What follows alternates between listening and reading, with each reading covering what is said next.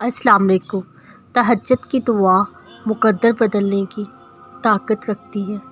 جو دعائیں فرض نمازوں میں قبول نہیں ہو رہی وہ تہجد کی نماز میں قبول ہونے کی طاقت رکھتی ہے۔ جو دکھ چین نہیں لینے دے رہے تہجد ان دکھوں کو جڑ سے مٹانے کی طاقت رکھتی ہے۔ یہ جو دل اتنا بے چین ہے تہجد روح تک سکون پہنچانے کی طاقت رکھتی ہے۔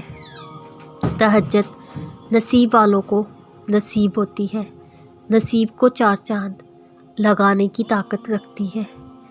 اکیلے ہو کوئی ساتھ نہیں دیتا تو جان لو تہجد رب سے ملوانے کی طاقت رکھتی ہے۔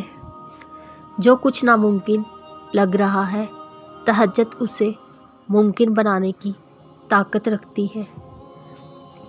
آنسو، سسکیاں، تکلیفیں، پریشانیاں، تہجد ان سب سے چھٹکارا پانے کی طاقت رکھتی ہے۔ کوئی راستہ نظر نہیں آ رہا، پریشان نہ ہو، تہجد مجھ سے کرنے کی طاقت رکھتی ہے۔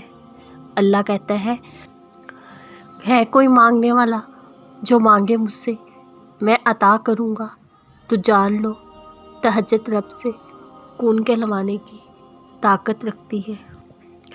اللہ اپنے بندوں کو کبھی اکیلا نہیں چھوڑتا، وہ دعائیں بھی سنتا ہے، خاموش دلوں کو بھی سنتا ہے۔ دنیا سے تھکا کر وہ آپ کو یہی بتانا چاہ رہا ہے کہ بتا کون ہے تیرا میرے سوا، کون سمجھتا ہے تیرا درد میرے سوا۔ اللہ تو صرف اپنے بندوں سے چاہتا ہے مجھ پر پختہ یقین رکھ لے۔ اس یقین کے راستے پر لانے کے لیے وہ تمہیں مختلف راستوں سے گزارتا ہے، پھر وہ رب تمہارے یقین کو دیکھ کر تمہیں نواز دیتا ہے۔ لوگوں پر بھی تو اندھا بھروسہ کر لیتے ہو، پھر اس رب پر بھروسہ نہیں کر سکتے۔ لوٹ جاؤ اللہ کی طرف، یقین کرو کبھی مایوس نہیں ہوگے۔ تم نامکمل ہو جاؤ گے اس کے پاس اور وہ تمہیں مکمل کر دے گا۔ اللہ پر یقین کرنے سے وہ بھی مل جاتا ہے جو آپ نے کبھی مانگا ہی نہیں، تو یقین رکھو اس پر، وہ بھی مل جائے گا جو آپ کب سے مانگ رہے ہیں۔